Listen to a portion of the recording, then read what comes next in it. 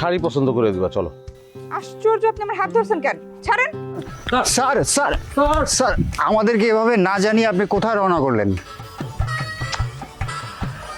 আর গঞ্জে যাবো একটু মার্কেটিং করতে। স্যার, আপনি মার্কেটিংয়ে যান আর গঞ্জেই যান, তাতে আমাদের কোনো আপত্তি নেই, কিন্তু আপনাকে একটা কথা মাথায় রাখতে হবে, আপনি সর্বদা একটা রিস্কের মধ্যে আসছেন, আর আপনার সার্বিক নিরাপত্তার দায়িত্ব আমাদের দুজনার। তোমরা দুইজন আসার পর থেকে যা শুরু করছো না, শান্তি পাইতেছি না।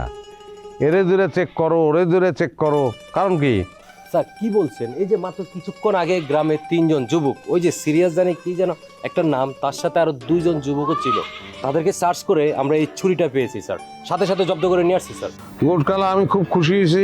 এই কাজটা তুমি খুবই ভালো করছো, thank you. Thank you sir. Thank you sir. লাবণ্য,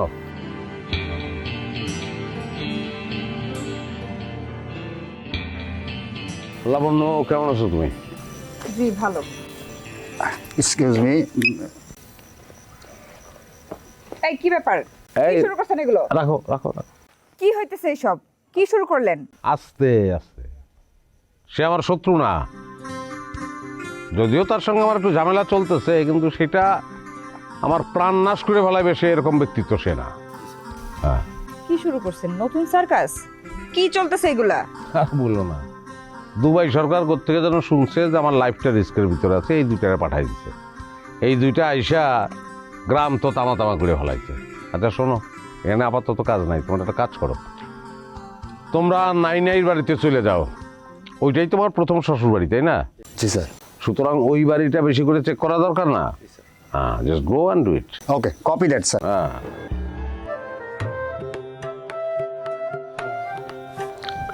চল লাবণ্য, বলো তোমার প্রিয় রং কি? কেন? আমার প্রিয় রং দিয়ে আপনার কাজ কি? আমি রঙের মানুষও না, আপনার মতো রং চড়াইয়া খাইও না। বিষয়টা জটিল না, সিম্পল। আমি নাইমার জন্য মার্কেটিং করতে গঞ্জে যেতেছি, মেয়েলি কালার তো আমি বুঝি না, এই জন্য তোমার জিজ্ঞেস করলাম। আচ্ছা, নাইমারে কোন কালারে বেশি ভালো লাগবে বলো তো? এটা আমারে না জিজ্ঞেস কইরা নাইমারে সাথে করে নিয়ে গেলেই তো পারেন। বিলাই গাছে উড়াইতে নাই। কিন্তু আপনি নিজেই তো ওগো বাড়িতে উঠতেছেন। আসলে লটারি, বুঝছো? নাইমা তো আমার মার জন্য কম করে নাই, অনেক করছে। ওরে ঠেলে ভালাই কিভাবে বলো? আর এইদিকে তুমি তো মার জন্য কোনোদিন এক টুকরা সুতা নিয়েও যাও নাই। অবশ্য ওইগুলা করছে, তার পিছনে ওর স্বার্থ আছে, কিন্তু তুমি তো আবার নির্লোভ মানুষ, তোমার কথা আলাদা।